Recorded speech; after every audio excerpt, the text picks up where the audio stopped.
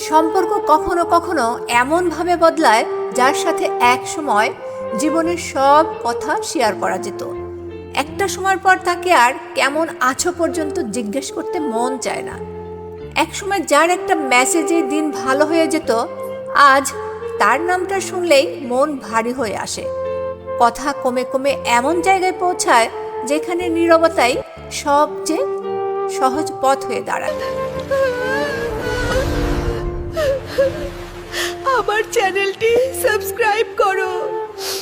বোঝা যায় মানুষটা বদলায়নি, শুধু আমাদের জায়গাটাও বদলে গেছে।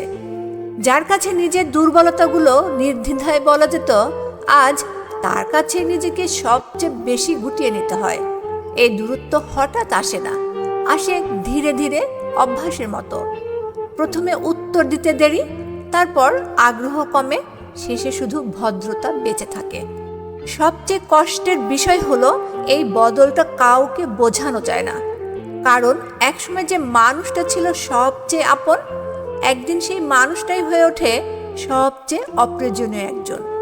আর তখন বুঝে যায় কিছু সম্পর্ক শেষ হয় ঝগড়ায় নয়, শেষ হয় নীরবতায় আর অপ্রয়োজনীয় হয়ে যাওয়ার কষ্টে।